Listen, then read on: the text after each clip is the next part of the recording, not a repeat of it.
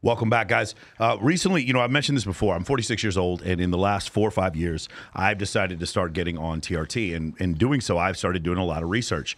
And there's a ton of stuff that comes out here. The two guys that I think a lot of us find to be the most reputable are Derek More Plates, More Dates, and my guest today, which I'm really excited to have on because he makes some of the most entertaining videos that I've ever seen on YouTube. So welcome to the show today, Mr. Coach Greg Doucette. How you doing, Greg? I'm doing great. Happy to be here. Greg, you are. So I didn't even realize because you're not 3 hours ahead. You're 4 hours ahead. You're way out there in Eastern Canada. Yeah, as far to the right as you can get. Yeah, beautiful. And my co-host today, he's a senior at Harvard studying evolutionary psychology. It is Tristan Darshon. How you doing, Tristan? Doing good, man. Awesome, man. Very cool. Greg, we have a bunch of questions. First thing I want to start off with is this. One of the things I appreciate as being a content creator, I'm not as big as you are, but one of the things that recently happened is a lot of hate that I'll get of people make videos about me online. And one of the things that I really appreciated that you did is my buddy Greg O'Gallagher, you made a video about him, and then you guys did a collaboration together. And I had a lot more respect for you and Greg when I saw that. And I just want to talk about that whole thing. A lot of times you guys will make these videos, but then you're willing to go on and then actually have a discussion with them. Yeah, absolutely. I think you need to lean into the hate that you get when people call you out and people talk about you. It only means that you're being relevant, that you're saying something that actually resonates with people. If no one calls you out, no one says anything about you, are you really even giving an opinion? Because keep going. No, keep going, brother.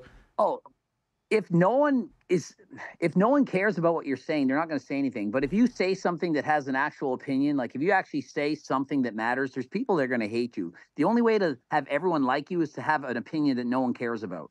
Yeah. One of the things though I respect is though that you made a video kind of critical of him and because he does intermittent fasting, and then you were willing to talk to him. Most of the time when guys are making these comments, they're not willing to have any kind of discourse. Well, the truth is, I call people out for what I see. If I don't agree with them, I'm going to say what I think about it. But it doesn't mean that I hate the person. Like, even guys that I call out right now, like Eddie Abu, which I think his opinions mean nothing. I absolutely hate the information he's providing. If he wanted to do a video with me, I would talk it out.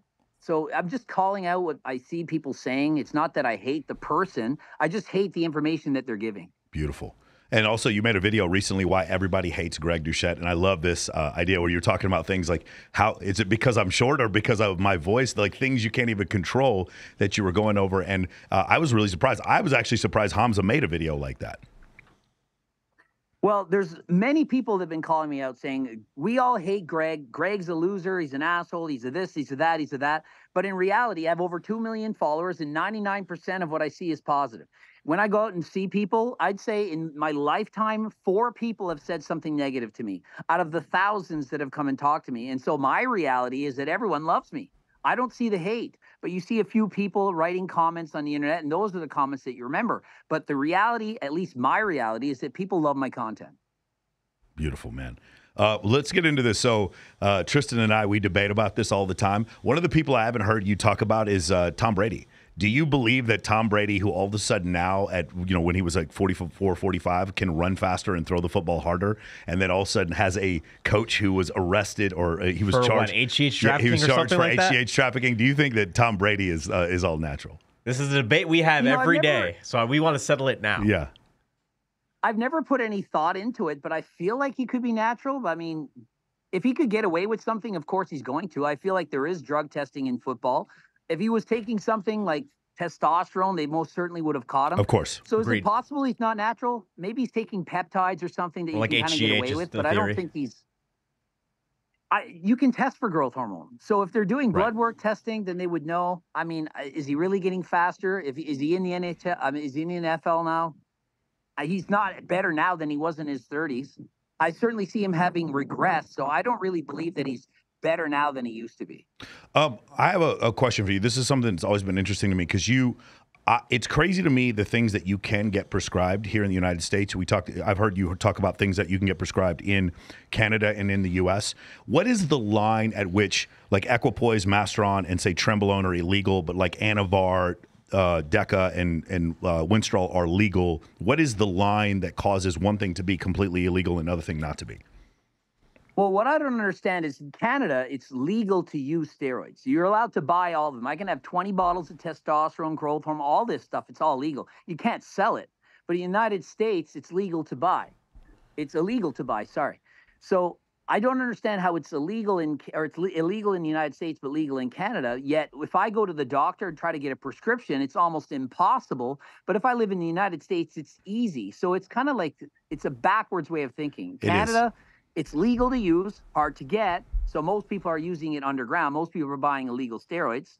But in the United States, it's illegal, but most people are using steroids that are prescribed by doctors. Yeah. Are you worried actually about the repercussions of, you know, the new healthcare laws? Because now it seems like they're going to try to put policies in where, like, you can't even have your own testosterone. You have to go to a clinic. Like, do you see, you know, society, not even just Canada, going down the route of like restricting these like male hormones at some point? Well, in Canada, it's almost like I say, it's almost impossible to get a prescription. So Yeah. I would say 90% of people using testosterone in Canada are getting it from people who are selling it out of the gyms, you know, like Right. underground, illegal, whatever. It's illegal to sell, but legal to buy. And so where's the motivation in Canada to get it legally when your doctor almost 99% of the time is not going to prescribe it? Right. So do Canadians worry? Not really. I'm from Canada. Can I speak to what it's like in the United States? Not really, because I don't live there. Yeah. Can you talk about this just for a layperson? Why something like Anavar would be easier to get a hold of, and why something like Trenbolone would be illegal? What does it do to your body that is so different? Well, every steroid is going to build muscle. That's the general idea of it. They have varying degrees of toxicity, like how's it going to affect your liver, your heart, your kidneys, your everything like that. Anavar is obviously a lot safer, a lot healthier than Trenbolone. Not that they're either as healthy, but in general, in Canada at least, I can only speak to Canada because I'm here. All of them are easy to get. There's nothing that's hard to get. If I want to get Trenbolone or Anavar in the next 20 minutes, I can get anything I want right here, right now, easily. This other thing I really did appreciate is that you did a video on like myths. It had to do with exercise myths. And one of them, I come from a physics background, and the thermodynamics one, where people are actually denying that calories in, calories out was a thing. Can you go over that? Were there any other myths like that one? And were there any other myths that you didn't like? I honestly can't remember. I mean, specifically the calories in, calories out, it drives me absolutely insane when people say they can't lose weight, like that. Obesity isn't a choice. Of course, being obese is a choice. If you don't eat, you're going to lose weight. If you do cardio, you're going to burn calories. You're going to lose weight. So when people say I have this disease or that disease or a slow metabolism, it drives me insane. Maybe there's a myth, for example, that if you eat sugar, you're going to get fat, or that sugar is bad for you. That's absolutely ridiculous. Eddie Abu has been spewing this nonsense as of late. Yeah. If you eat fruit, it's bad for you. Carrots are bad for you because there's sugar in it. Everyone is worried about sugar. Or the myth that as long as you're eating keto, if you're just eating fats and proteins, you can't gain weight. You can eat as much as you want as long as there's no carbs in it. Another ridiculous myth. Everything boils down to calories in, calories out. Nice. One thing I really appreciated was you on that Jubilee interview when guys were going off about it was really interesting to me because they put that one male model who was obese on there, but clearly because he was so good looking, kind of making up for the fact that he was obese. He's 6'6" and like really, really or 6'5" and like really, really handsome. And I thought you pointed out a lot of stuff. It's like I felt like the whole organization of that interview was set up so that he was so good looking that it overcame the fact that he was obese. But it's crazy when I was hearing them actually state, no, women would prefer us to look this way. It was like just a denial of reality.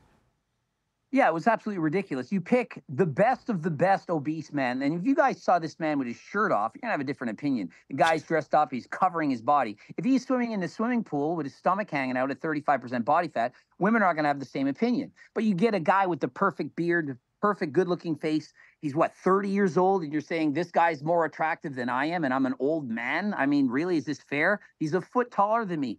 And women want to feel safe. This guy's 330 pounds. Of course, they're going to feel safe with him. And so it's ridiculous to say that this is a representation of what it's like to be obese. Have you seen some of the evolutionary psychology studies where they go over like children will stare at the faces of physically attractive people, or the concepts of the objectivity or subjectivity of physical attractiveness? Have you ever seen any of this stuff?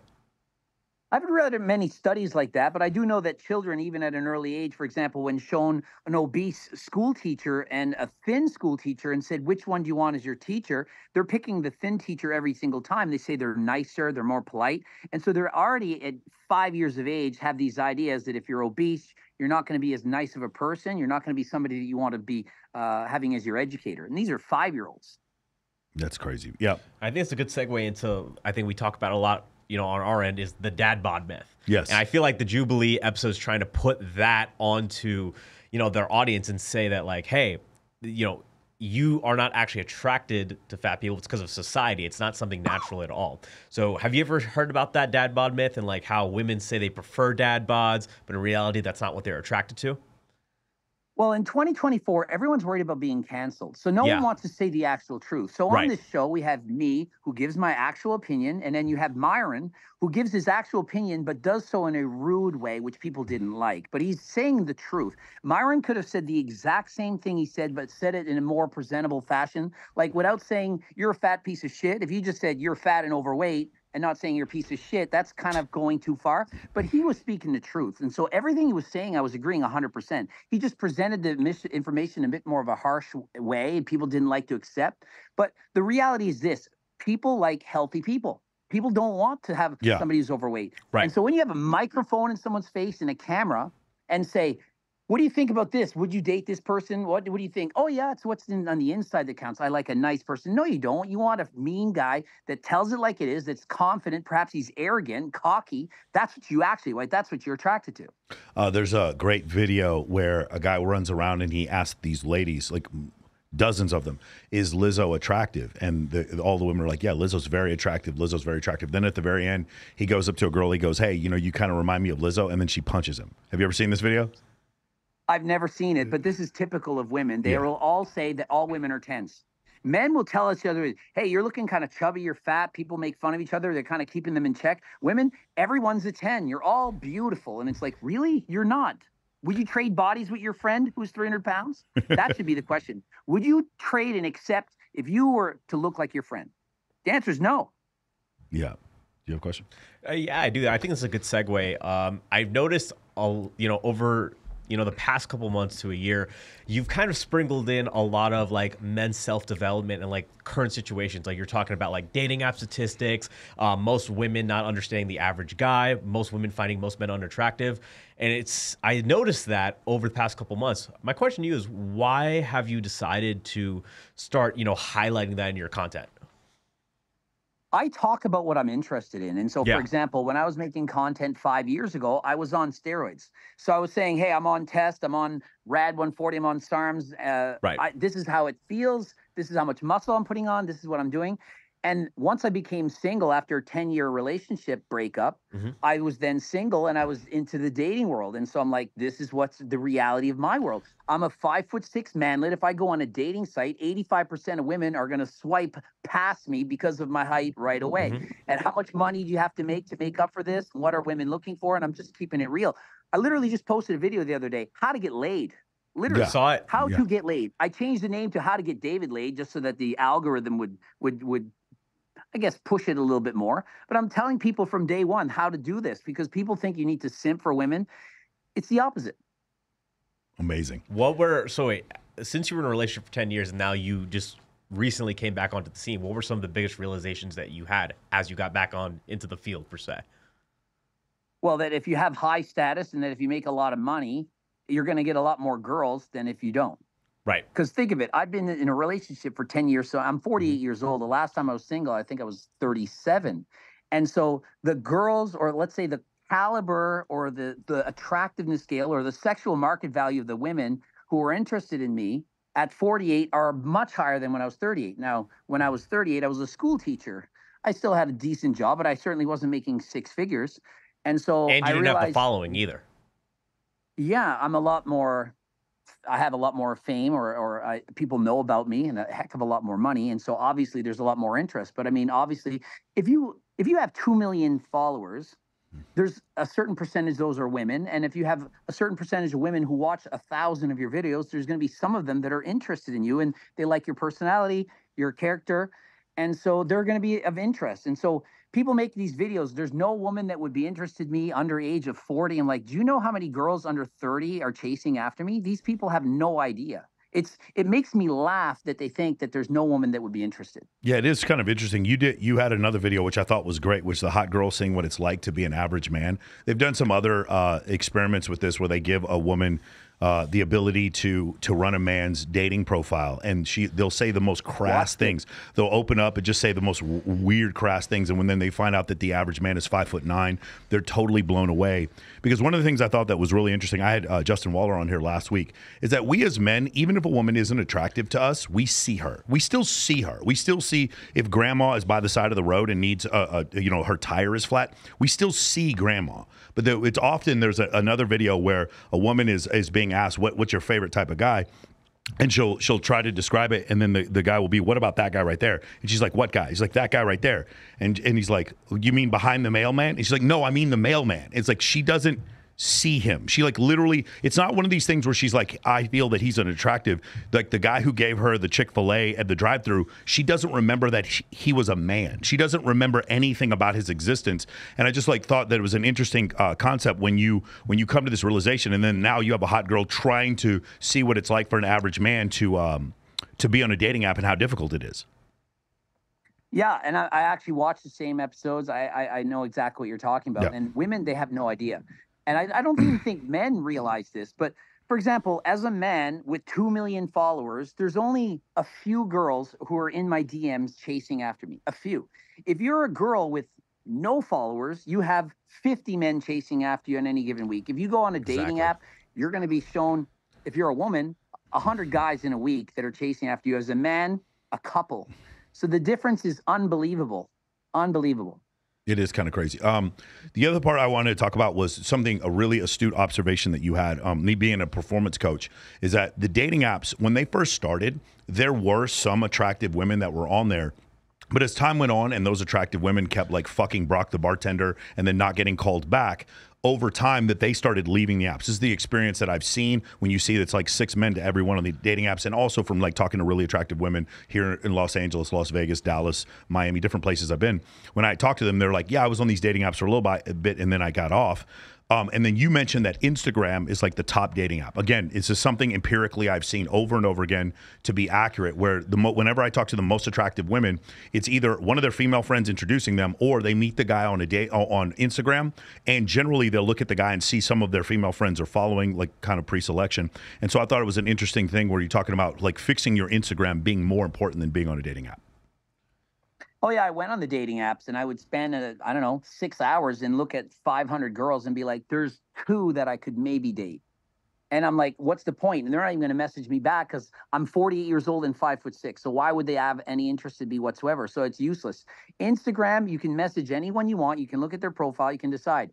Are they just posting thirst trap photos? Are they just escorts? Are they prostitutes? Are they looking for a relationship? You can see everything about a woman's life on their front page. You look at the first 9 pictures. You can decide, what kind of woman is this? Is this a girl to have sex with for one night? Is this a wife material, girlfriend material? What kind of woman is this? Very easy. You write them in their DMs, and it's a dating app. Well, I think there's another part. Everything you're saying is correct, but I think there's another part, and that is I can maintain frame of I'm just living my life, and then you get to observe me through my stories. Whereas if I'm on a dating app, there's an express intent for short-term sexual access. Regardless of what these women want to say themselves, those dating apps are mostly for short-term sexual access. Attractive women do not need dating apps for short-term sexual access. What they need dating apps for is to get guys to go down their OnlyFans funnel or to try to find sugar daddies. That's what they're generally looking for. And a lot of guys don't like to hear this. They're on there and they're like, Michael, I don't understand why I'm matching with these girls and then they don't like me. And I'm like, did she try to get you to go to her OF? And he's like, yeah. I was like, that's all that was for.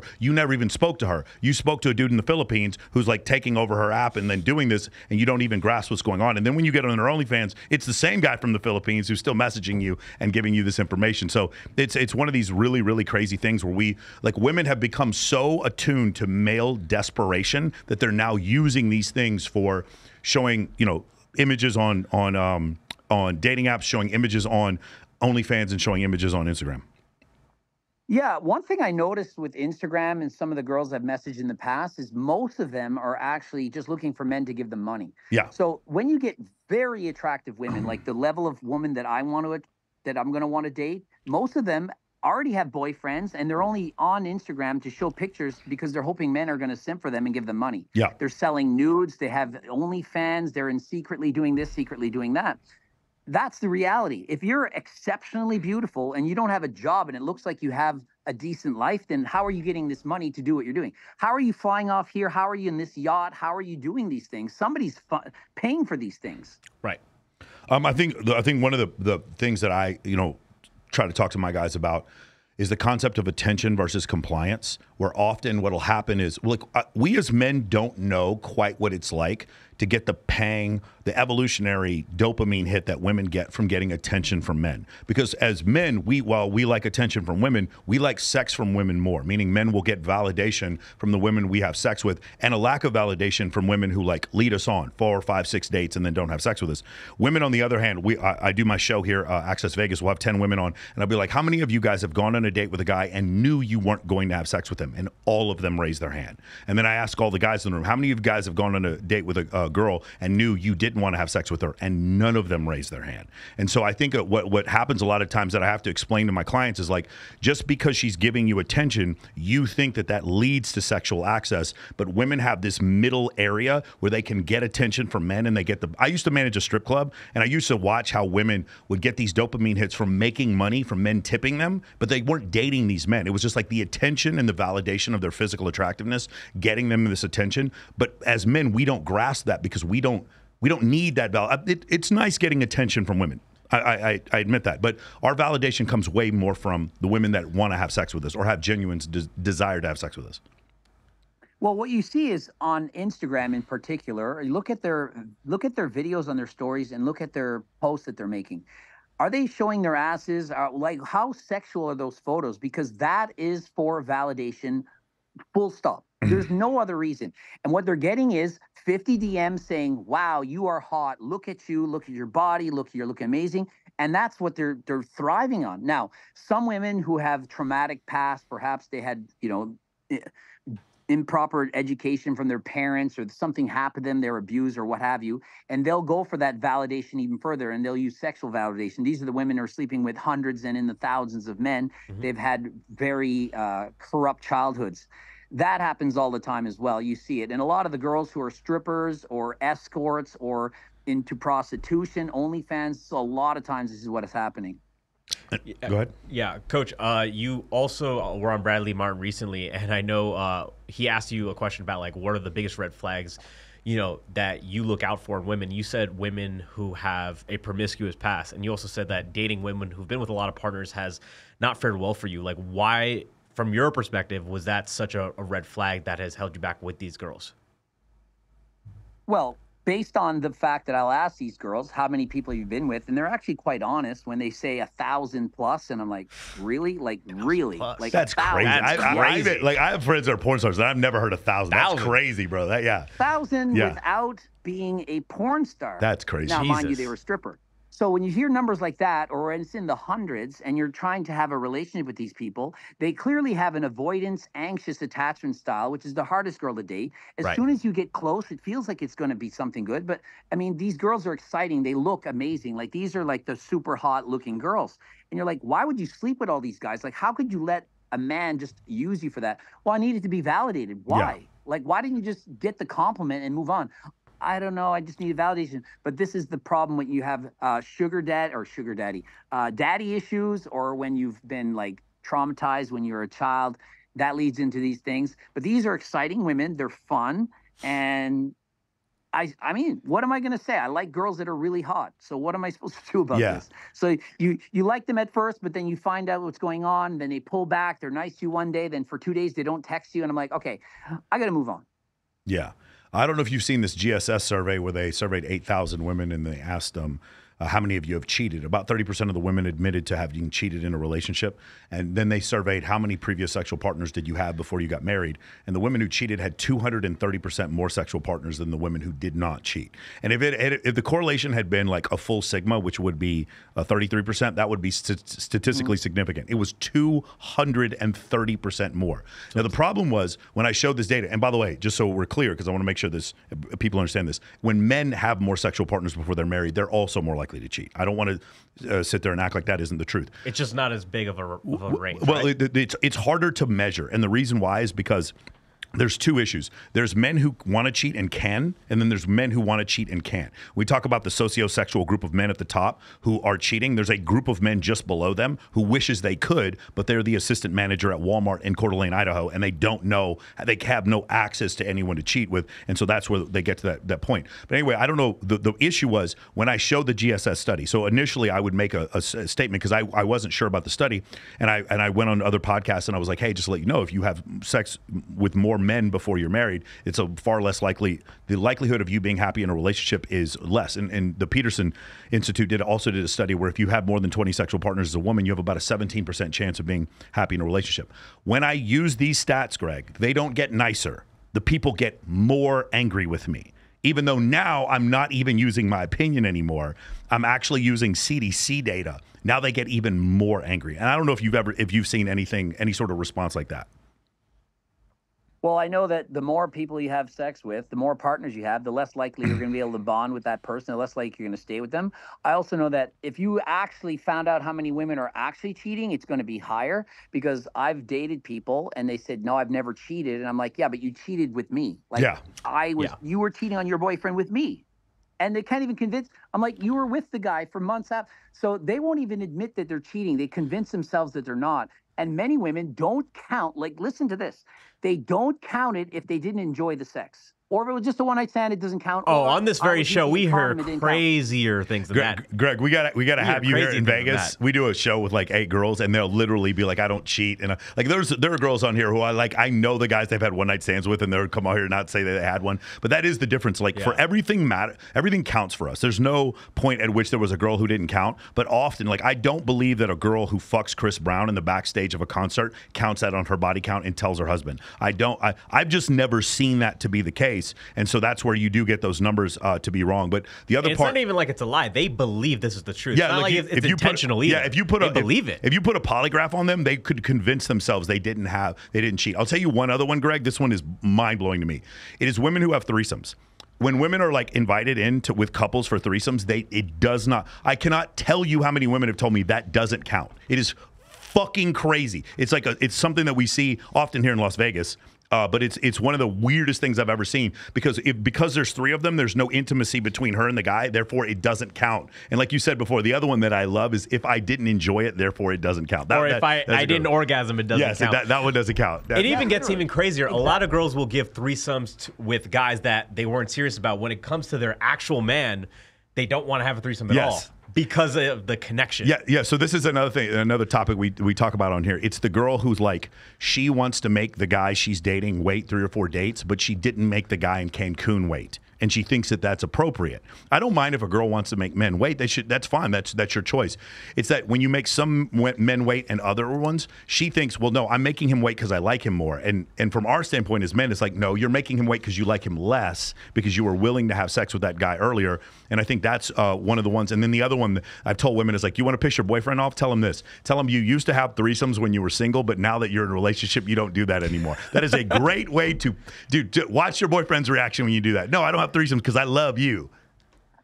So one thing I do right away is if I'm not having sex with a girl by the 4th date, it's not happening. I'm moving on, because there's no way that if she's going to like me this much, if she actually is attracted to me, she's no way she's waiting for more than 4 dates to have sex with me, because trust me, she's going to meet somebody that's hot enough that she's sleeping with him on the 1st, 2nd, or 3rd date. So that is the general rule. I don't think I've ever gotten to a 4th date and not had sex with anyone in my lifetime. It just doesn't last that long, because you want to be the one that, hey, I made everyone else wait, but with you, you're special. I want you now. I can't stop myself, because the number one thing when you're looking for a woman is genuine desire. You need to know that girl wants you for you. She has the hots for you. Another thing with threesomes, you need to bring it up on 1st, 2nd, or 3rd date. You can't wait until you guys are together for 6 months and then bring it up, because women are going to want to have a threesome with you early on before there's a connection.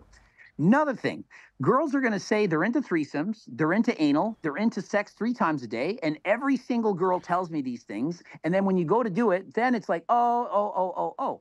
So they're all saying what you want to hear, or what they think you want to hear. And these are the girls who are sleeping with 100+ partners. You're like, oh, this girl's a stripper, this girl's a this girl's a that. She's going to be down, but then they're not. Then you meet somebody who you think is completely going to be so innocent, it's not going to do anything, and you find out, wow, this girl is a fiend in bed. This girl is something else.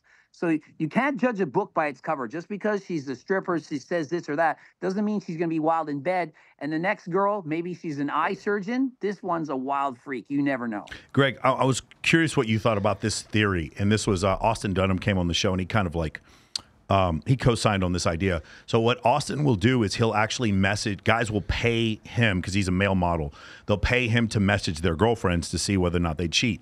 And I asked him, like, what was the correlation between like cheating? And he said it's when girls were posting thirst traps. And so my theory was it wasn't necessarily, because you can't always tell a girl's body count. You're saying you had girls tell you they've been with 1,000 people. Most girls I know won't even tell most guys how many people they've slept with. What I found is that it's not necessarily body count or whether or not you can tell body count. It is her susceptibility to stimulus. Meaning, the more stimulus she needs as far as validation makes it more likely for her to cheat. Absolutely. The thirst trap stuff, that's just one thing that bothers me the most when you're dating someone and they're posting constant pictures and it's a close-up on their boobs and how hot they are. And it's like you're filtering your photos and you're making yourself look even better and hotter than you are. For what reason? Why are you doing this? Like, you're doing this because you want people to DM you and say that you're hot. Now, the right person comes along that has a higher SMV than I do, which is very rare, but it's going to happen at some point. Guy who makes $100 million, who's 6'3" and good looking, and he writes you straight up, hey, I want to fuck you. And you're going to be interested, and it's going to happen. They're going to cheat on you. And so the thirst trap photos, a very high correlation between somebody who's going to be faithful and somebody who's not.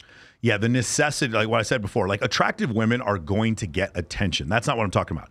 It's the ones that need the attention. Like basically the correlation to when she sees Champagne Poppy, Drake's account, how likely is she to respond to that one or Michael B. Jordan or whatever? The guys who are notorious for messaging, Tyga's another one. Like every girl I know in LA has got hit up by Tyga to come to a music video. Like it's one of these things, like some of these guys are notorious for it. And how susceptible is she to that? Another thing I do here in Vegas is I go on stage at these different nightclubs because I've been living here for 13 years. I'll go on stage when a DJ's there and I watch how quickly the girl just like is mesmerized and then just wants to leave with the DJ or leave with the rich guy or whatever. And you can kind of say, hey, that seems like a fun girl to hang out with. Maybe a cool female friend, but not somebody that I would want to put my trust into because it seems like she's more susceptible to stimulus. Yeah, I mean, if they have the thirst trap photos, it's for a reason. They want somebody to message them. They want that attention. You could be a 10 out of 10, but if you're showing normal photos, not your ass into the air and not showing it constantly every day, then it's good. And if you're an 8 or a 7 and you're showing the thirst trap, it means you need that. It's probably because something happened as a child. It's all about the validation that you need. And so I would say a big red flag is looking for girls that are posting thirst traps, especially the more often they do it, the worse it's going to be. Yeah. One of the trends that I love is that you calling girls out for when they make those videos of calling men creepy for looking at them in the gym. I thought that was interesting. Like a girl is wearing like spandex or Lululemon and a guy's looking and immediately she makes him out to be a creep. And it's almost like a superpower they get where it's like anyone who looks at me, I can judge them. Well, it's good. It's like a double dose of attention they get, right? Yeah. For some reason, women want to wear these clothes and they know exactly why they're wearing it. They want people to stare, but then when you do stare, they get mad. But they want you to stare. They do. They do it for certain. They'll bullshit and lie to you and say, I'm doing it for me. No, you're not. When's the last time you've seen a girl get up in the morning or come home from work and put up all their makeup and do their hair and look amazing and sit home and watch TV? 0 times has that ever happened. They're looking hot as fuck, getting their sexy outfits on, going to dinner, every time they leave the house, go to the gym and so on, because they want other people to notice them. And if they didn't, they wouldn't be getting ready this way. Yeah, I think Tristan had Tristan had a great point here where he's talking about double attention. They're getting attention from the guys because of the way they dress, and then they're getting more attention because they're on TikTok letting you know that they're getting attention from men. This is another thing, another trend that I've noticed is girls talking about thirsty men on TikTok, and I'm like, no, it's not that men are thirsty. And maybe some of the men are thirsty, but most men probably aren't into you. The problem is you need us to know that men are thirsty for you because that's a double dose of attention that you get. Well, yeah. It's always the woman. Sorry, Coach Greg. It's always the woman who is like not as attractive, bragging on TikTok. You've seen these videos of how many men want her. Yeah. It's always that. And there's the appeal to sympathy, which is a strong thing in 2024. The more sympathy you can get from someone for anything. I'm having a bad day. This person's making fun of me. This person's bullying me. No matter what, if somebody can get people to feel sorry for them, they're going to get more attention, more likes, more validation. And so this is what people are going for. Sympathy, the sympathy vote. So obviously one of the things that made you and like say Derek very prominent was the fake natty stuff that you would call people out. And I've actually learned a ton from watching that, being on TRT, noticing, the traps and the vascularity. And I'm 46 years old. I'm in probably better shape than I've ever been in my life because of TRT. It just completely, I got Rollo Tomasi. I know you're probably familiar with his stuff. Rollo, I got him on TRT and he's like, it's just totally changed the energy that we have to go to the gym, stuff like that. And then one of the things I want to talk about is the concept of fake naturals. But when you talk about a lot of the guys, it's also female influencers who are getting implants or different stuff or getting liposuction or on Ozempic who are also claiming workout programs for women. Yeah, women are just as much fake natties as men are. And I'm not just talking about BBLs and breast implants and hair and lip filler and all the things that people are doing. But women are also fake natties, as in the majority, as in the most women who look amazing are taking Anavar or some other drug and they're not talking about it. And because they don't have a deep voice, because they're not shaving, they're getting away with people thinking, no, they're natural, but they're not. And so there's, I would say, just as many women who are using steroids as men at the highest level. And so when you see that girl with the six pack and the body and you're like, and they write me in DMs all the time. It's very often I'll get these cases. They'll say, Greg, do you think this girl is natural? Like anytime you think maybe, it's probably they are. Wow. I want to talk about another thing. BPC 157 is something I've been using recently for injuries, and it's been really helpful. I don't understand, why does this work so well? What is it? Is it just blood flow to that area? What is it that's going on there? Because it's one of the few ones. Go ahead. Yeah, I'm not familiar with exactly how it works. BBC 157 and TB 500. It's supposed to increase blood flow, more not arteries, but what do they call the smallest part?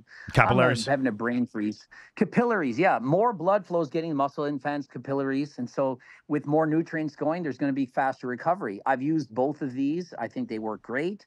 I know that it's banned from, using if you're in drug tested sport, but if you're not in a drug tested sport and you're getting it to speed up recovery, then go for it. Yeah, those have been really helpful for me. I had a torn quad and a messed up shoulder, and the healing process probably got cut in half because of that. The other one that I thought was interesting was the concept of IGF-1 and the idea where you're borrowing for your future. Now, I've definitely heard about I was literally talking to Dan Bilzerian about this 2 days ago about the concept of taking any kind of HGH or something like that and what the dangers are. But you were saying borrowing from your future. That's the first time I'd ever heard of that. What does that mean specifically?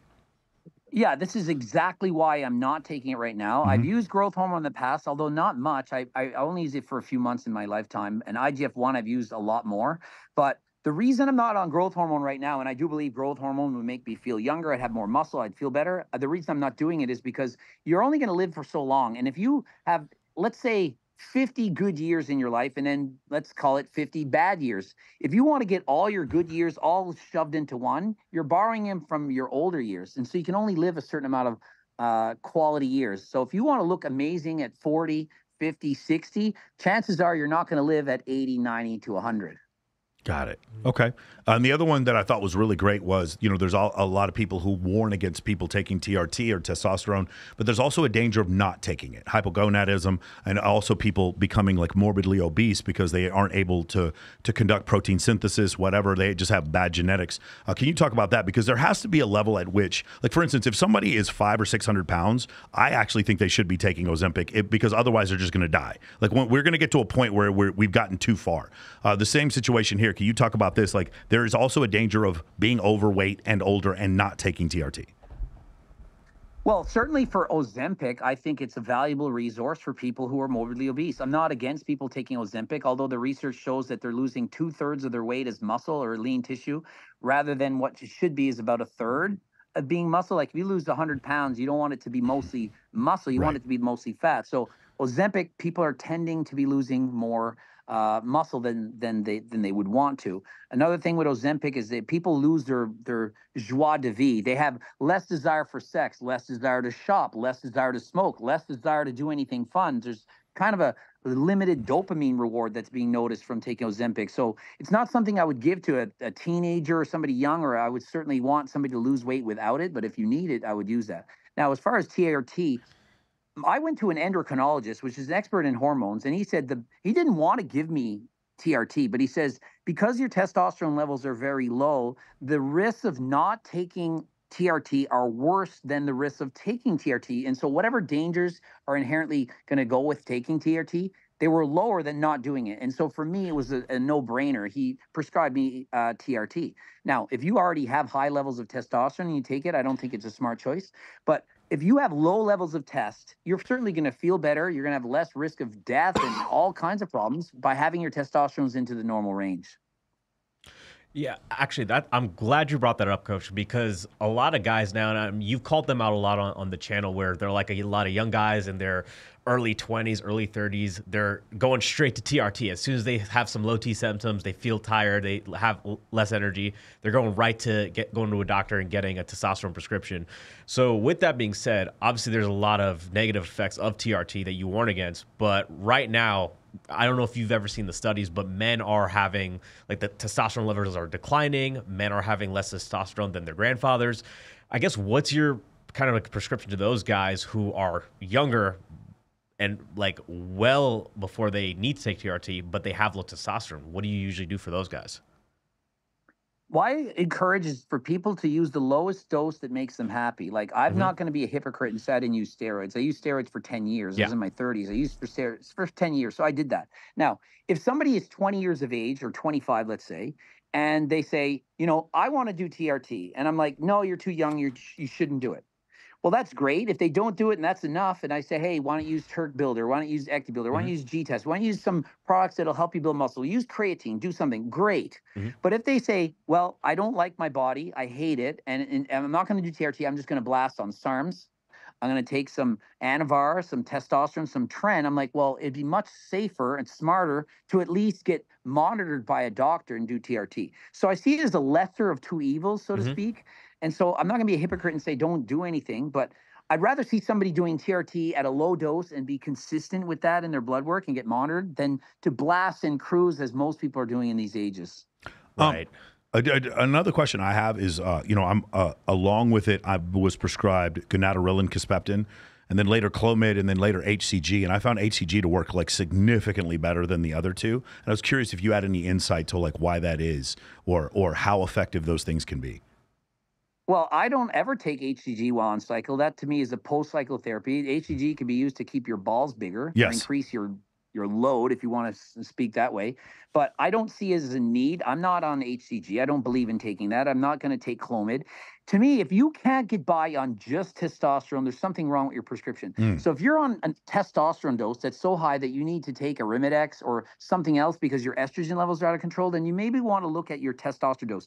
Is it too high? Is your dosing frequency not often enough? Because I'm on just testosterone. And if I was on some other things, like whatever, if I was on a peptide or a growth, I would tell people, like, I'm not going to be dishonest. There's no reason for me to lie. I'm just on tests. I do 140 milligrams. And I inject 80 milligrams every 4 days. This is how I do it. If I forget in the fourth day, I do 100 milligrams on the fifth day. This is how I'm doing my dosing. And so I don't think anyone needs Clomid or HCG or anything else. And if you do, I question whether or not that dose is appropriate. Got it. So the other thing is, going back to the fake natty thing, one of the things I think is both of our favorites is when you go off on O Hearn. It is absolutely hilarious when like, dude, we're just like, you understand that some of the stuff you say when you're going off on him and your tirades, it's beautiful. And I just was just curious because I just was listening to you this morning. You're like, I don't care that this guy took steroids. It's just how crazy he is going down this path of acting like he never did. And why can't you just be honest? And I was wondering if you want to talk about, I don't know, maybe Chris Hemsworth or the biggest of all, The Rock. Well, yeah, as soon as you brought up O Hearn, I'm like, The Rock is the same thing. These guys are in their 50s and they look better than they were in their 30s. Like, what is even going on now? We're going to pretend that this is natural? Like, How on earth is this even possible? To me, it's at a joke level. And so with Mike O'Hearn, it's always funny because he likes to put me down. He calls me a hobbit, a midget, a dwarf, whatever he's calling me, making fun of me. Then he says I have a mid physique. He says I have a below average physique. And I'm like, imagine being the regular viewer and they see me, I'm an IFBB pro bodybuilder, and I have a below average physique. And so what do most people look like? I mean, Mike O'Hearn is more critical of me than most women are critical of men. I mean, 80% of men are below average looking. And to Mike O'Hearn, if I'm below average, then what hope do the average guys have? Yeah, that's pretty crazy. Why do you think it is, though, that we're going to get to this point where these guys just will not? Because, you know, Jay Cutler came out. He talked about it with you. He also talked about it with me. He was open. He's like, yeah, I was taking 16 IUs of HGH per day. He was talking about the steroid. He was talking about taking equipoise. He's like, I'm going to tell the truth about this now. And why do you think a lot of, like, still with some of these other guys, they're not willing to? Even I don't know if you watched Reacher with I forgot the actor's name. That guy that said he put on 20 pounds, he was natural. I made 2 videos on this guy. He said he was natural, and then he went and made a video and said he wasn't. He openly admitted to it. Yeah, Alan put on Rickson. like 20 pounds in a month. It was ridiculous. Also, Greg O'Gallagher did a video. I believe he was talking about Alex Hormozi, where guys were clearly taking steroids before, and then in order to sort of like a pass, they say, now I'm on TRT.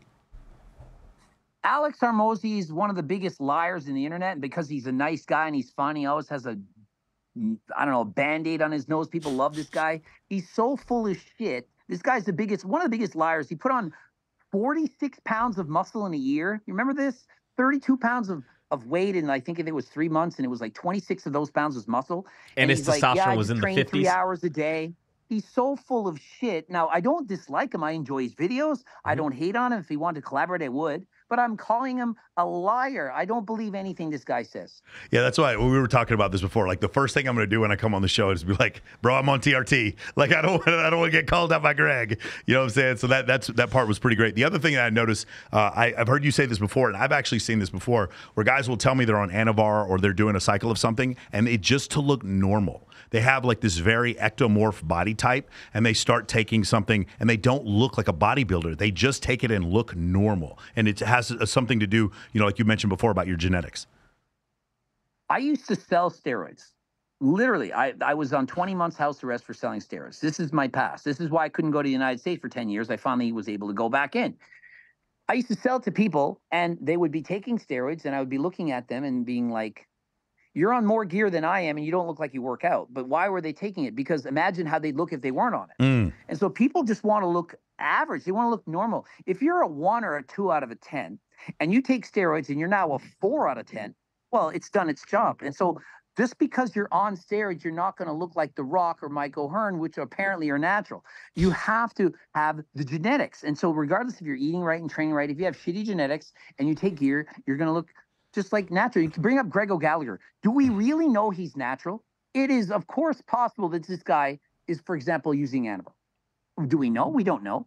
And would it be shocking if he was to take it? I don't think so. I would give him a 50-50 chance that he's natural. I'm going to say he's natural just because, well, why not give him the benefit of the doubt? Doesn't mean he's natural. And so imagine if Greg had horrible genetics and he was on test, trend, and so on. That's how he would look with all those drugs. Greg O'Gallagher still has an amazing physique. For a guy that has shitty genetics on gear, they're not going to look as good as Greg O'Gallagher. Yeah. One of my favorite things, again, another buddy of mine, Brandon Carter, when you were just like, dude, you look incredible. Why can't you just say that? Like, you go off on these tirades, dude, and they're hilarious. I've actually I've been inspired sometimes when I talk to my clients when you go off and do this, because you're, like you said before, I'm not here trying to hate on you. You look awesome. I'm telling you, like, you should take it as a compliment that I'm calling you a fake natty. That means whatever you're doing is working, but I am calling you out for trying to tell people, because it could, just like when women say Lizzo is beautiful, it sets a bad example for your BMI and your possible heart health, your cardiovascular health. When you say something like that is beautiful, it also, you could do the same thing if you're The Rock, you're 6'5", 275 with a low body fat percentage, and you're telling people you're not on steroids. Yeah. And The Rock is one of the biggest liars in the industry as well. I mean, The Rock literally was saying for the 3rd time that it was the first time he'd ever eaten at a fast food restaurant. I made a video on it, The Rock's Lies. It's got like 500,000 views, the best video I've done in the last month, the most views. The Rock keeps lying about everything. And he's just a guy that's saying whatever the fans want him to say. And same thing is when people talk about Lizzo, you can't say anything bad about her because she's obese. It's like, this day and age, anyone that's kind of seen down here, okay. I'll put it this way. It's okay to punch up, but you can't punch down. Yeah, If right. you have 2 million followers and you say anything about somebody below you, you're a shitty human being. But if you have 2 million followers and you say everything horrible about that person, make fun of them all the time, that's perfectly acceptable. And so that's what's happening in my life. Now that I have more followers, people make videos, they clickbait and say, Greg's a horrible person. This is what he said. This is what he did. People love it. But if I had 20,000 followers, they did the same thing, everyone would hate these people. Yeah, Coach, I'm glad you brought that up because my next question was going to be is you've called out so many fitness influencers over the years, but it seems like you still have like a positive rep within like the influencer fitness community. How many, I guess, relationships would you say it's costed you by calling out a lot of these fake naturals?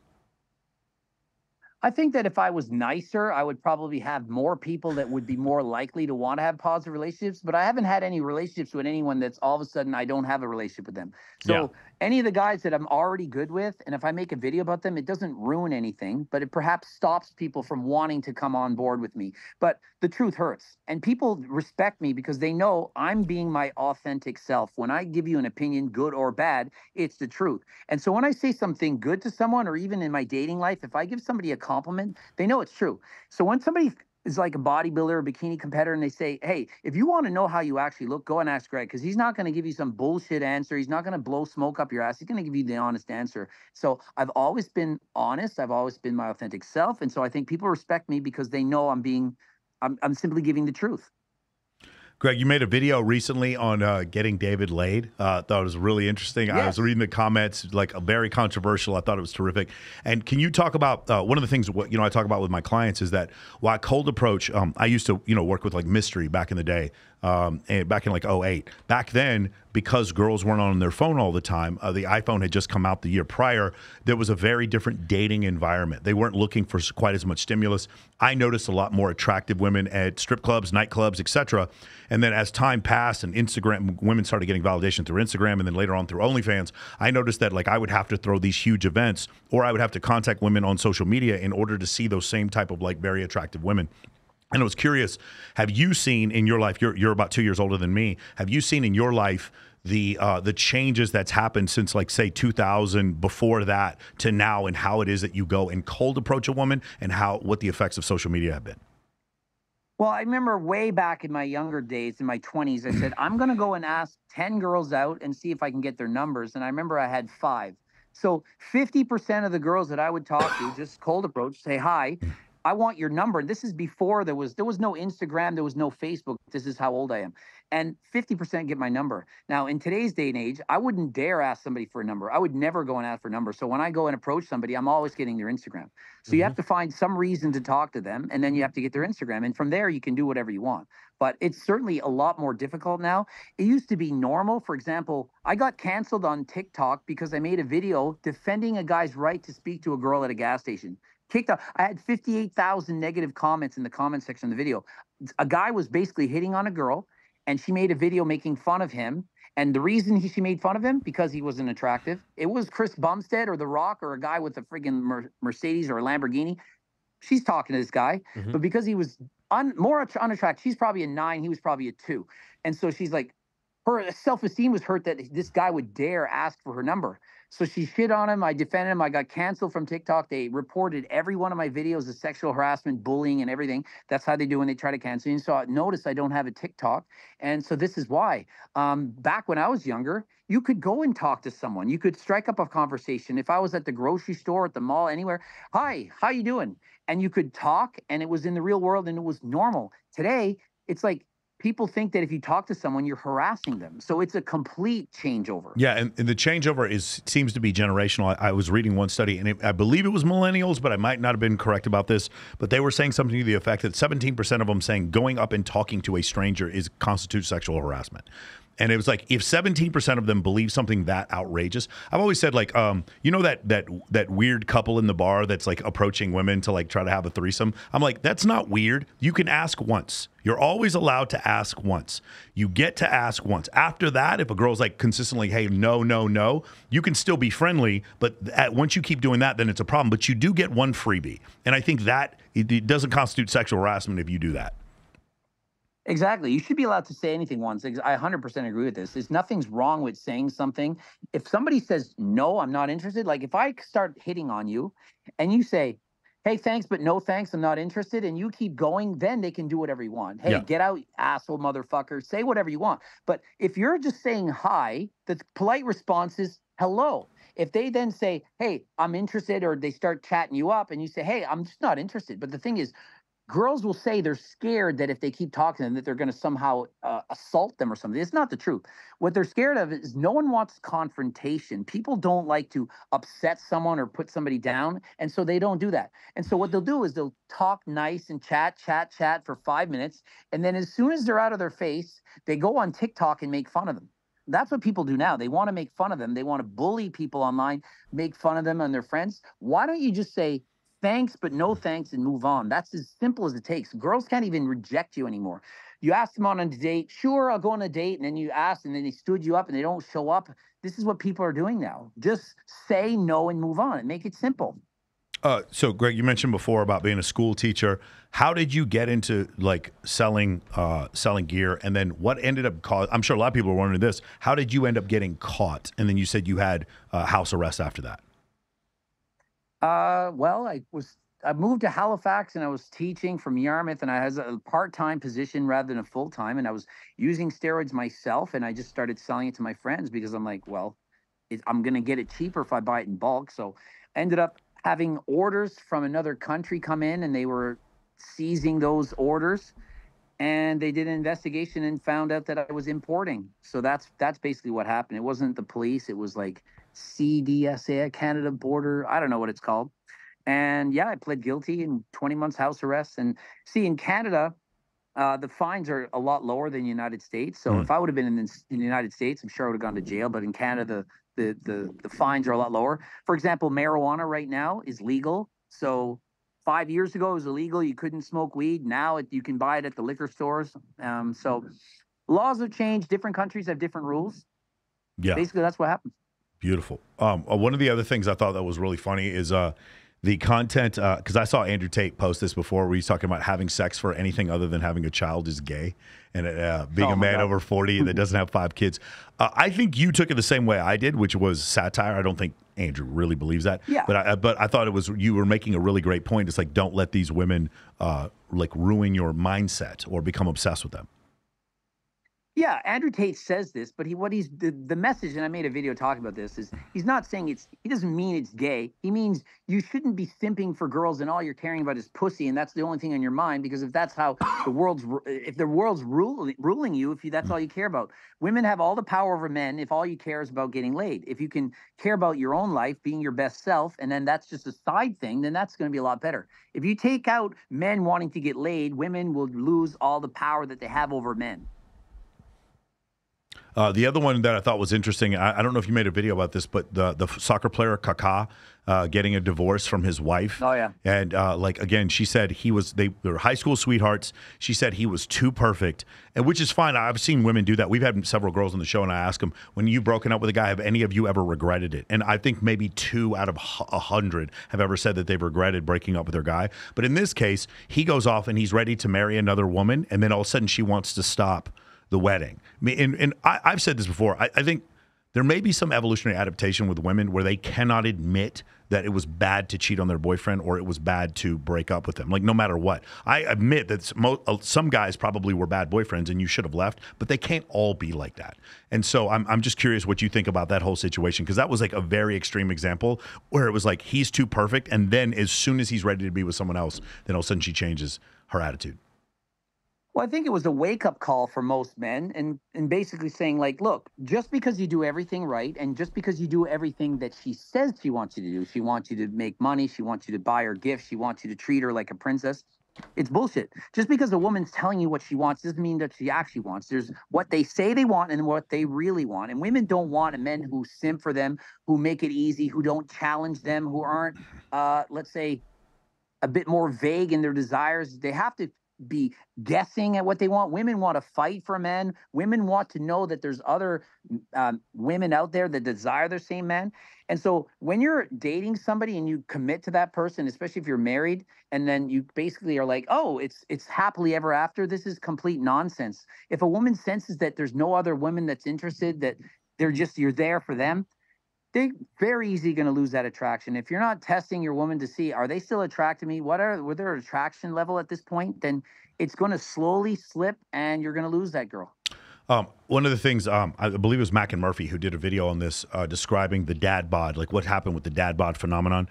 And one of the things, the reason why women were saying it is because women have it's just a theory here. Women have two different attraction points where they're physically aroused and attracted to a man, and then they also need to feel comfort. Whereas men, we don't need to feel comfort. We could have sex with a woman we don't feel comfortable with or don't know based on how physically attractive we are, or we're at least more likely to do that than most women. And so when women say, I like a dad bod, I think what they're saying is, I like a man I'm already attracted to have a dad bod. Whenever they mention the dad bod, it's always Seth Rogen, or it's Elon Musk, or it's some guy who already has Vince Vaughn, who has a ton of status beforehand, and then he says, I like a dad bod. When women say, I want a guy to bring me flowers, what they're saying is, I want a guy I'm attracted to bring me flowers. When they say, I want a guy who's vulnerable, they want a guy they're attracted to be vulnerable to them. And because from their standpoint, they can't conceive of a man they're not attracted to becoming attractive to them. We as men, though, understanding the concepts of self-improvement, the concept of mate choice copying, pre-selection, sexy sons hypothesis, all these attraction triggers, we know that we can go from unattractive to attractive, but from a woman's standpoint, that isn't real. I've said this before. I don't think that women believe male self-improvement is a real thing. I think from their standpoint, they just walk up to a guy. They have a feeling. That feeling was always there. It's karma, destiny, and fate. And so I'm attracted to this guy, and it doesn't make any difference all the work that he put into it. And so I think that's kind of where this myth comes from, is that what will happen is women will say something they feel that makes them feel comfortable, and they'll express it like that it's an attraction cue. And then the nerdy guy who they're not attracted to brings them flowers, and like, what the fuck is this? Why is this weirdo bringing me flowers? Because they're not communicating it that well. I think the women that say that they like the dad bods have anxious attachment styles, or they don't have a lot of self-esteem, self-worth, or self-validation, because there's no way, if you're a 10 out of 10 and you think you're the shit, that you're going to want to be with a guy that you deem a 5 out of 10 in terms of their body and their physique. Women, there's some women that will chase a guy who's not really all that attractive. I've been told by many women, I'm not comfortable with you because I judge my body as not being good enough, because you're going to get some bikini model, you're going to get some girl that's in better shape. I'm not lean enough for you. I'm not this and that. And I don't say any of these things. These are all self-imposed feelings that they have. This is not coming from me. But because I'm a bodybuilder, professional bodybuilder, whatever, they're thinking, well, if I'm not a professional, then I'm not good enough for you. And so when a woman says, I prefer a guy with a dad bod, you're too much, it's bullshit. The reason they're thinking that is because they don't think they can keep me. They don't think that they're worthy of being with me, if you want to go that far. They just don't feel confident enough to think that they can keep you. And so a woman that avoids a man who's super fit and super healthy or very good looking, it's only because they don't think that they have the ability to keep that man. They have an anxious attachment style. And so when they're with that person, if they're perhaps going on a boys' night out at the bar, they're thinking he's cheating for sure. There's no way he's going to be with me. There's no way this guy would be faithful, because they don't feel that way. And these women, oftentimes, they need to be loved by a man. The problem with that is that's probably going to be a narcissist, and that's a whole can of worms and a horrible relationship, all because women think they want the dad bod, but what they want is an actual person that they are attracted to. Yeah. Yeah, that is a really interesting thing. Like seeing those dichotomies between like attraction and comfort, and when women will say that thing about the dad bod, it just really is crazy to me, because when I hear women talk about this, that was one of the things that Mac and Murphy said, is that they're better dad candidates. And what I think a lot of men lose is that they hear dad candidate and they think sexual arousal. No, what they think is safe choice. They don't think sexual arousal, and they don't understand there's two different things, because we as men, we don't have two different things. For us, it's like we see a shape, and our sexual arousal for her does not come from her master's degree, her IQ, or whether or not she's a Republican. That's not where our sexual arousal comes from. Now, her intelligence, her kindness, that may make me say, hey, you know what? I like this woman. I may be willing to have kids with her because I feel like she'd be a good mother, but that's not sexual arousal. And so there's confusion there. Whereas with women, they kind of need both. Like you said before, I have a friend of mine, she's a porn star, and she told me, she's like, I don't want to date really good looking men because I don't want to compete with other women for him while she films with other men. And it's just one of these things where in her mind, she can't differentiate. She's not even aware of why she's saying these things. And so I think that's one a really interesting paradox. Listen to this. I dated more than one woman. They said this. I date older men. These girls are in their mid-20s. I date older men, minimum age 40, minimum 45 plus better, 50 something even better. And why? Because men will cheat on their wives or drop their girlfriends when they get older. And so I want to be the person that older person drops their wife or girlfriend for. And so picture this, you're 25 years of age and you're dating somebody who's 50 and they've been with their wife for 20 years and they have a divorce. That woman's 25, she dates the guy who's 50. Now he's leaving his wife who's 50 for her who's 25. She now feels more confident because, well, he's left his wife for me. I'm the 25-year-old, and so he's not going to cheat on me. And so imagine the lack of self-esteem, self-worth, and self-confidence to only date men 20 plus years older than you because you think that they're not going to cheat on you.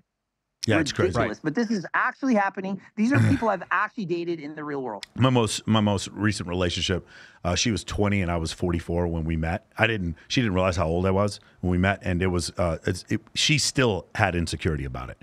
Because this is another point I want to bring up. I'll talk to my clients and they'll get messages from girls and they'll say, hey, I don't like when you post these pictures when you're out at the pool where you're showing your six-pack abs, or you're showing that you're traveling, or you're showing beautiful women. And then I ask them, right after she complained about that, what happened? And they're like, yeah, she had sex with me. And I was like, yeah, of course she's going to complain about this thing that generates attraction. She's going to tell you to not do the thing. But then here's the thing, women vote with their vagina. And so they'll still have sex with you right afterwards, because what they're doing is they're trying to say this thing that you're doing is generating attraction, but I'm losing comfort.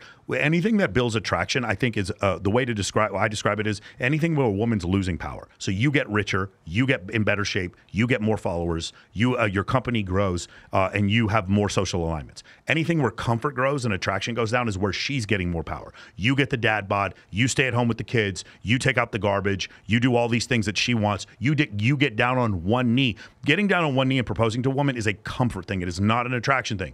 And so whenever you see that dichotomy, she's going to say, I want you to do these things that give me more power in the relationship. And then she's going to complain about the things where she's losing power in the relationship. And yet these are the things, if you go look at her past, these are the men she had sex with. And when you look at it from that standpoint, you're like, oh, I had a girl on here. She's a Playboy model. And she goes, I really like guys who are nice to me. I love it when they're nice to me. Nothing turns me on than nerdy guys who are super nice to me. Then I ask her 5 minutes later about her boyfriend, and she goes, yes, he's a narcissist. And I'm like, you just said, like, do you, and I stopped her, I was like, do you understand how this is fucking confusing? You just said you like guys that are nice to you, but the guy who put his penis in you was a narcissist. Do you understand how men will listen to this and be very confused by the things that you're saying, how you're giving two messages? And she's like, yeah, I kind of guess. It's like, I just want guys to be nice to me, and I understand that's what you want, but that's not what you're attracted to. Yeah, that's why I say don't listen to what women are telling you. Show them what they want you to do. Like, show them what you want. You know what they want. You just have to read a book or two, and you're going to understand this theory. Girls don't want guys who are just simply nice. They want guys that other women want. And so even if you're married, the woman should still think, wait a minute, this guy is attractive to other people. And so if you get married and you gain 50 pounds and you get the dad bod, and she married you and you were a supermodel, you're not as attractive. You're not going to have as many people looking at you. And so does she really like the dad bod? She might say, oh, he's so sweet, I love him still. But she would love him more, or act like she does more, if he was more sexually desired by other females. Yeah, so you mentioned the other females thing. So in psychology, it's called mate choice copying, or the mate choice hypothesis, or sexy sons hypothesis, which is basically the concept in two gender species. Whenever there's a male who's surrounded by other females find him attractive. I brought this up on Brad Lee's show, and I just got so much hate. either from really, really like beta soy boy dudes who are like, no, I would never do this. This sounds like you're in high school, or women are like, this would never work on me. And so I went back on the show again, and I showed that there's a study done by Texas Christian University where they show a man by himself, and then they show the same man to a different control group where he's surrounded by women or has other women in the photo complying, smiling, touching, etc. And he would go up from like a 6 to an 8 on a 10-point scale. He would certainly go up. And when I provide the evidence, Greg, what should happen with normal, rational people is they should be like, oh, thank you for this new data. Let me look at this hypothesis and maybe change my hypothesis. Instead, what I got was more, who hurt you, bro? Why are you like this? Why are you so fucking insecure? Why are you misogynist? Why are you a misogynist? It was like crazy. Like when I bring data in, instead of saying, because if someone did this to me, if someone brought in data to me that showed that my beliefs in physics or something like, or finance were different, I'd be like, hey man, thank you for that data. I'm not stuck to a narrative. You gave me more data points. I appreciate this. Let me change my hypothesis. But instead, when I do this, I have never got more hate than when I when I have an opinion and then back it up with data. Yeah, and Coach, I think you're also seeing this now as you talk about more of like the current state of relationships, that you're now getting called misogynist for actually pointing out just what is. Yeah, all the time I get gaslit and I get called a misogynist. Anytime I say something that disagrees with the opinion of the majority of women, which is basically anything I say, because if you're unplugged from the matrix, people are just going to simply think you're a misogynist when I'm just stating facts, and they don't want to hear facts. You can make a valid point and have it backed up by research, and they'll just say that's bullshit. And they'll gaslight you until you just have to agree with them. And for the most part, most people will back down. Like, for example, I got canceled on TikTok. Why? Because I told people the truth. And this is what happens. Yeah. And then I remember when that video got taken down, there was this other guy who reacted to your reaction, and then he called you a colonizer. And it had nothing to do with what you were talking about. Do you remember that? A colonizer? Yes. And it was, hey, colonizer. Stop making fun of me. Yeah, they nonstop making fun of me, my voice, my appearance, that I'm on steroids, and it's perfectly okay to make fun of me. That's what I don't understand. People make fun of what I'm doing, and they do the same thing that they think I'm doing. They'll say, you made fun of that person, and they'll put me down by making fun of me. And I'm like, well, let's say I did make fun of them. So does two wrongs justify this? Because you're doing the same thing to me, only worse. So how is that okay? Yeah, it's beautiful. It is one of the things where I just felt like people were rational. I was trying to be rational. I've never called a woman a bitch, a hoe, a slut ever on my show, not one time. I have 10 girls on here. I'm super fucking nice to them. Most of my friends are female. I run every bikini competition here in Las Vegas. And I know a bunch of beautiful women, and they don't have any complaints about me, but I still get this like, oh, I can't believe that you said that. That is so misogynistic. It is not misogynistic to point out that if you have more sexual partners as a woman, you're more likely to cheat. That is not misogynistic. That is 2 + 2 = 4. And I said more likely. Right. I didn't say you're definitely going to cheat. I said you're statistically more likely looking at historical data, but somehow that's incredibly offensive. And it's like one of these things where there's a moral ambiguity. It's like you shouldn't even be telling people this, even though it is true, because you're sending out the wrong message. So yeah, man, that has been something that I've had to deal with recently, and I've seen, you recently make this pivot into male self-improvement and probably some of the hate that you've got as well. Yeah, Coach. It's even like saying, it's even like saying when people say, did you cheat or not cheat? And I'm like, do you know how many people would cheat right now if given the opportunity to do so? Like 50% of marriages end in divorce. And I'm saying another 50% would end in divorce if they were given the opportunity to do so. So many people are sticking together just because they have no other options. I'm telling you, if you're in a relationship and you're a wife and some model walks up to you and you have the opportunity to have sex with that girl, how many married men are actually going to be faithful in that moment? It's easy to say, I would never cheat on my wife when you're a 2 out of 10 and no one ever even talks to you. But when you're extremely good looking, or you have an SMV of a 9 or a 10, you're like extremely attractive, the chances that you're going to cheat are way higher. The girls are all cheating with the top, say, 5% of men. These guys are having sex with everybody. But the people who are below average looking are saying, I would never cheat. Well, yeah, you wouldn't, because you can't. Yeah. Yeah, the other part was whenever you bring up dating app, surveys where they talk about 90% or 80% of men being deemed below average attractiveness, 20% of men being attractive, and 4.5% of men being so attractive that women will actually pursue them. When you say that and then you try to express to women in an unfamiliar environment, you say that a man is an 8 and you call him a 5. And I've seen this so many times before where it's like in an unfamiliar environment, they push men to the right or push men to the left, making them more attractive. But when you get them into a familiar environment, which is why I asked you the question before about social media and maybe even like the concept of social circle being an effective way from if you're a man who normally she wouldn't pay attention to because you're a 2 out of 10, like you said before. But if you can get to know her, that you can get her into the environment where you guys are going to events together or going to clubs together or going to dinners together and you guys are going to play cards together or whatever, you can actually generate more attraction that way. Well, I've argued that men can date up to 5 points. Like if you're a 5 out of 10, maybe you could get a 10. But if you're a 1, you're not getting a 10. And what does that mean? It's, well, if you're extremely funny, if you have a lot of money, if you have all these other qualities that are deemed as attractive, you're a leader, you're charismatic, you can get girls who are more attractive, but only to a certain degree. And so you do want to actually meet people. And who are people cheating with? Who are people dating? They're mostly dating people that they know. So it's people at work or people that they're going to meet. People aren't cheating with the person in a different country. It's like, you really think I'm cheating on you with like some girl from South Africa that DM me? No, it's people that are in your immediate vicinity. Oftentimes it's your friends. It's like you have no idea how many people are cheating with their best friends, girlfriends, and all these things. People are doing this all the time. People are having sex with people who they're hanging around with the most. I'm curious about this. What you think about this is these exhibition fights. When I'm thinking of KSI, Jake Paul, Logan Paul, this thing with Mike Tyson, are they testing for any banned substances in these fights because they're exhibitions? Do you know anything about this? I heard that they were. Yeah. I mean, I'm not an expert on this. I heard that they were. I don't know for sure if they're not, but I mean, I'm assuming that if they're being tested, they're going to be told when they're being tested, and then they just have to not take these things. But I mean, even in professional boxing, like we had Ryan Garcia fail for Austrian, which apparently was contaminated in some product that he was taking. And so do I really care? Like, just take whatever you want. It's not real boxing. Like when Jake Paul fights Mike Tyson is incentivized to let the rounds last as long as possible. Like if every round you get an extra $1 million, am I going to try to knock you out in the first round? You get $1 million if it lasts 1 round, or 10 million if it lasts 10 rounds. How long do you think I'm going to stay in there and box? I'm not going to try to win the fight. And so in Mike Tyson's boxing match, it's an exhibition. They're just playing. I don't believe any of those fights are real. I think that he would have paid those guys to take the fall.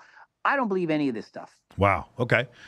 Yeah, with the Mike Tyson thing, I remember his last 4 fights, and they were bad. Like he was having a hard time moving around. The one with Lennox Lewis was really bad. And I was watching him train recently, and he looks faster and in better shape than he did 10 years ago when he was like near the end of his career, 15 years ago. And the reason why I was asking the question is because I think Mike Tyson would have to be on TRT at this point to be 57 years old. There's no way I believe he's natural. Yeah. I don't believe for a minute that Mike Tyson in his 50s is not going to be on TRT. Why would he not be on TRT? I don't even believe he was natural 30 years ago. So why would he be on? Oh, really? You don't? Now? No, I don't believe Mike Tyson was natural when he was fighting back in the 90s. Wow. Okay. Interesting. That's crazy.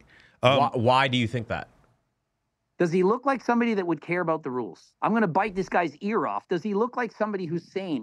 He's going to do anything. He would do anything to get away with whatever he wants. I don't believe that this guy has like values, morals against taking steroids or not. I think he's going to do anything he could do to get away with it. Right, but back then, even weren't they still testing for exogenous hormones at that time? Do you think that those tests could detect everything? And for example, you can take testosterone for 51 weeks straight and stop for 3 days and pass the test. If it's really okay, it's not going to be in your system. Absolutely. Test suspension, it's in and out of your system so quick in a matter of days. This is a drug that you're supposed to inject 2 or 3 times a day. Testosterone, propionate, probably going to be out of your system within 2 or 3 weeks.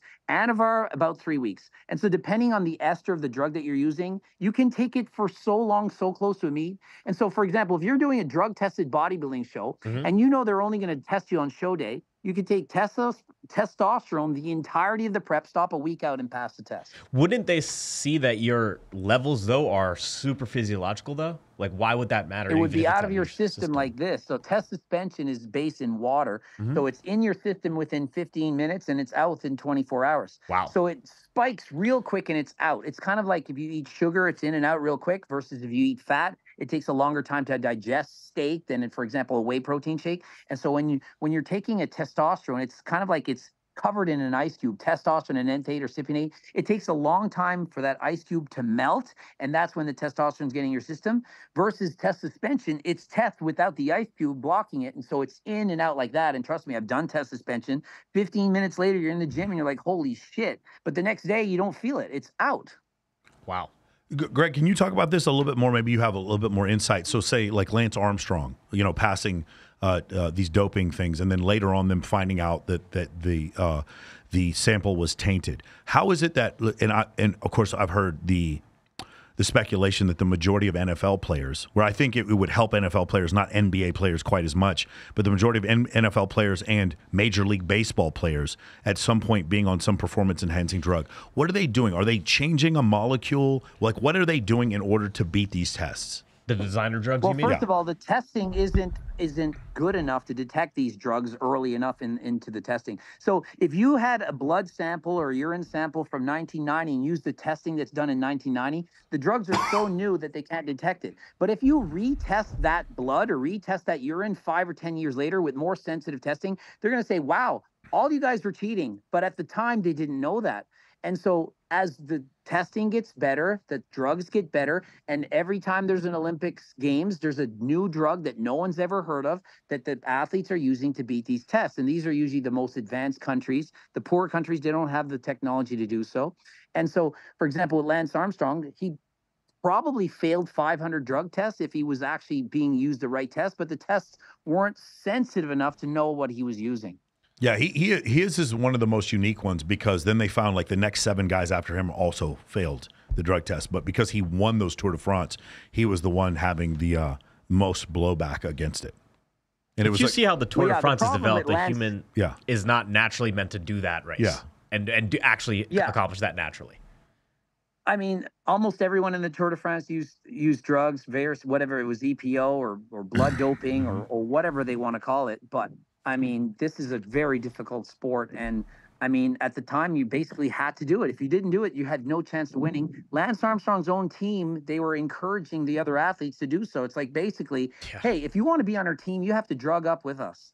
Because think of it, you have 5 of them doing it and 5 not doing it. That's not going to work. You want everyone to be a team, camaraderie. Let's all blood dope. They pulled over the trailer to the side of the road and they injected the blood that they had withdrawn from their bodies 3 months prior. And so you're getting this dramatic boost in hemoglobin. You're getting more blood cells into your body. And it's called blood doping. They've done this since at least the 1980s. You add in a pint of blood to your body the day before the competition. Now you have all these extra red blood cells, you're going to go faster than ever. Yeah.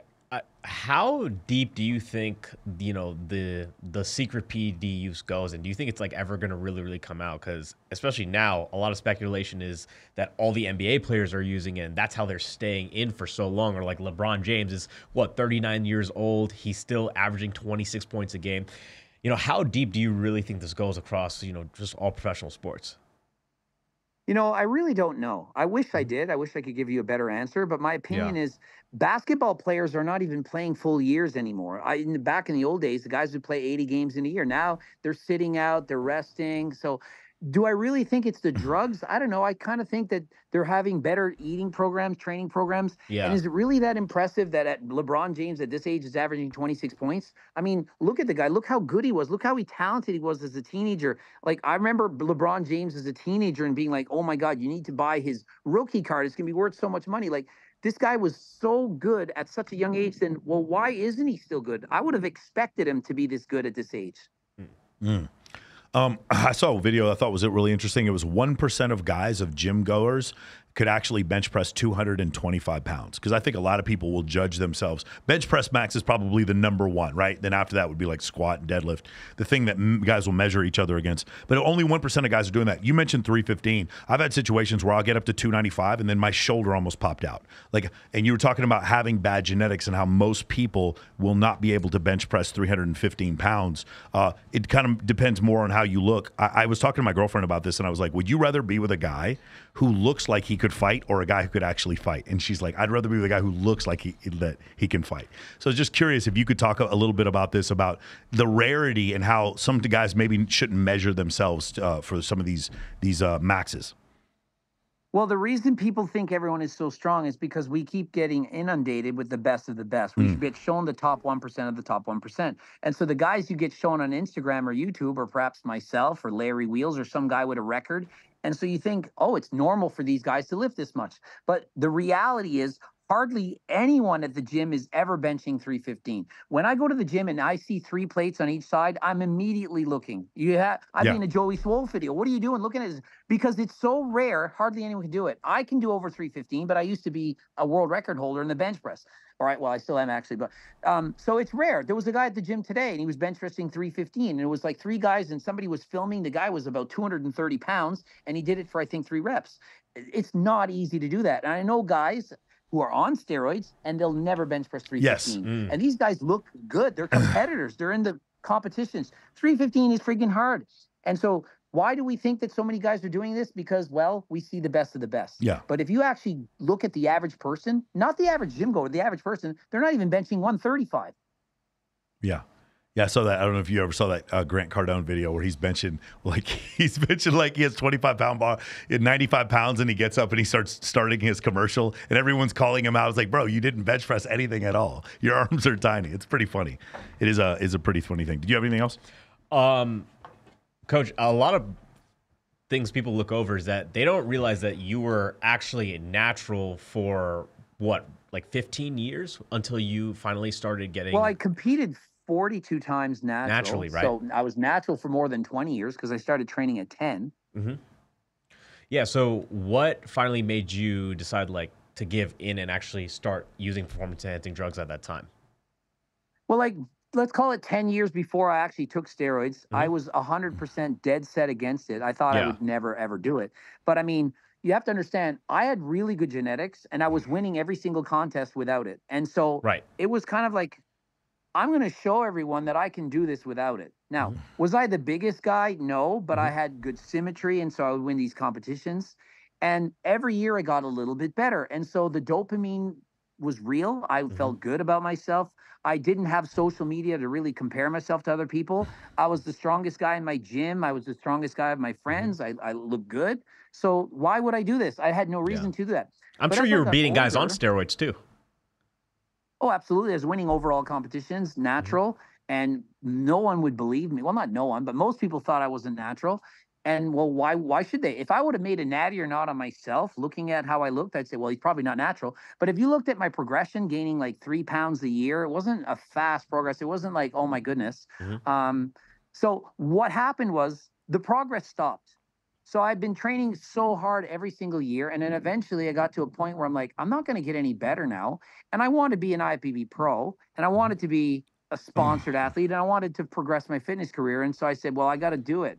Yeah. And so I did, and I won my pro card, and I became a professional bodybuilder. And so it worked.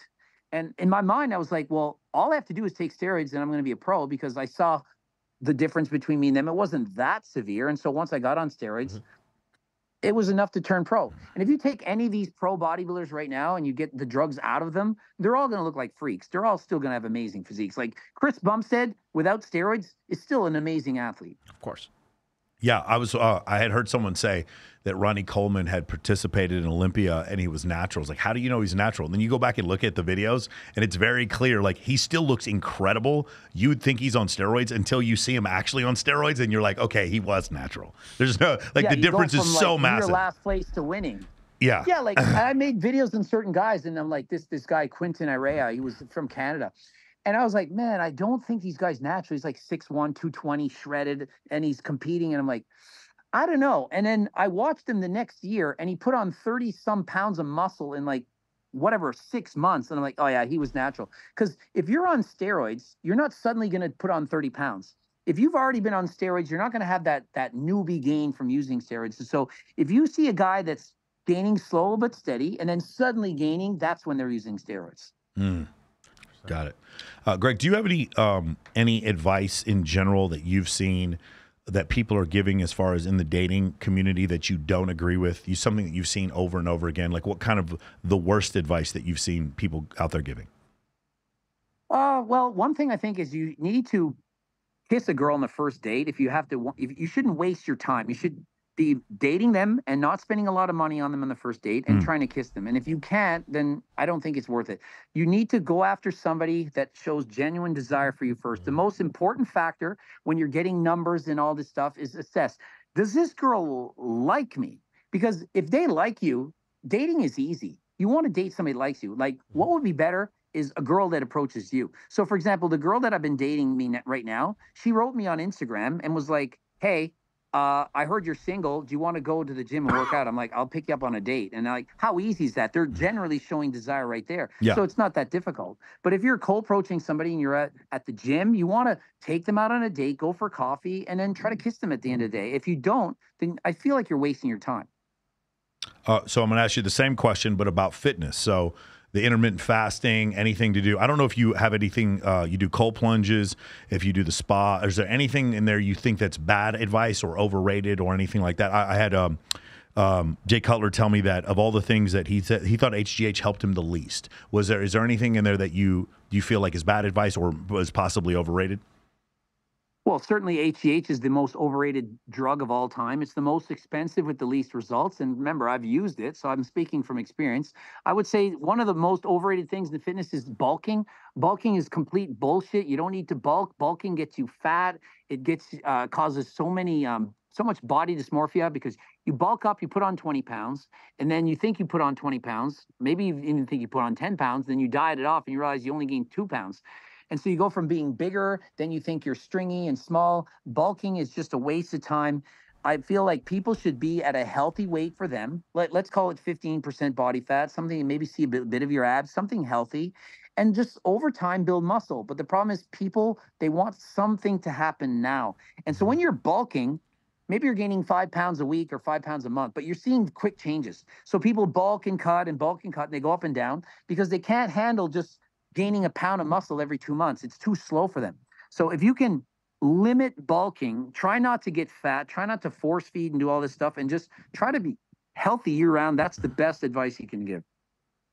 I love it. Coach, you started a supplement line. Can you describe like where did that ethos come from? And then was there anything you saw in other supplements that you were like, I want this to be better, so I'm going to put this in my line?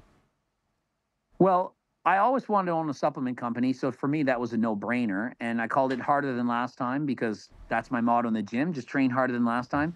And I modeled the supplement company against like clothing lines like Louis Vuitton, Gucci. I wanted to be the best of the best, what I would want to use, what I would expect. And so it's perhaps a bit more pricey, but I don't want to cut corners. I want to have the best possible stuff, the newest, most innovation in the products. And so when you buy a Harder Than Last Time product, it's the best of the best of the best. I would argue against any other company. If you stack up any of the stuff we have versus them, mine's going to come out on top. When are the protein bars coming back? They are back. Seco protein bars, 230 calories, 20 grams of protein. I've got 20 boxes in the house right now. It's been back for maybe a week and a half, 2 weeks now. Awesome. Greg, four flavors in all, but we only have one out right now. We're going to have a new flavor perhaps every month or so. Greg, so you talk about the supplements. Do you do any other kind of online coaching or anything like that? Do you provide any other services? I still do coaching. I have one-time coaching plans where it's like it sets you up for life, but it's not ongoing. I don't have time to do ongoing plans like that to that extent. But it's a diet, training, everything specific to your needs. So I still do a lot of those. The one-on-one coaching long-term, I charge a lot more money, so it's more exclusive for like I'll call it your wealthy clients. And I have two people that I coach doing that right now. And so yeah, I'm still available for those things. Awesome. Well, Greg, we'd love to have you come out here to Vegas, come out here and Access Vegas. I don't know if you've read Rollo's books, but he's a fan of yours. I will be in Vegas for the Olympia. Okay, when is that? Olympia's in September? September, October, I forget when it is, but I'm going to be there 100%. I'm going to be in Las Vegas in August. No, Okay. not Las Vegas, Los Angeles in August for something called, I think, a Fit Expo or Fit Expo. Okay. Well, we'd love to have you on Access Vegas if you ever want to come out here, because I know you have a lot of opinions specifically when it comes to intersexual dynamics, and I think it would work out well. And I also host the 3 biggest bikini competitions in Las Vegas, and if you ever want to come out here and be a judge, we'd love to have you come out here sometime. Well, that sounds fun. Yeah. How can I say no to that? Beautiful, man. Beautiful. Greg, where can we find you? Type Coach Greg on YouTube, Instagram. You'll find me. I'm sure you will. Beautiful. Anything else, Tristan? That's it. Hey, we're both big fans of yours. Really happy to have you on here. Looking forward to seeing you. If you ever need anything when you're out in Las Vegas, you want me to set up anything for you, restaurants, nightclubs, whatever, just please let me know. We're excited to have you. And obviously, Rollo's a fan of yours too. So if you want to come out here, we'd love to meet you as well. And we're excited to have you out here, man. Awesome. I'm looking forward to it. I'll be there for sure. Okay, beautiful. Well, thank you guys for checking us out, man. It has been an incredible last couple of weeks with the growth we have. I went from 80,000 subs to 160,000 in like a couple of weeks. So I want to say thank you to all you guys, and thank you to YouTube for sending me my 100K subscriber thing and then demonetizing me the next day. That was pretty awesome. Thanks, YouTube, for doing that. Thank you guys for joining us, man. We got a lot more people joining Men of Action. We got a lot of cool videos that are coming out, and we will see you all next week.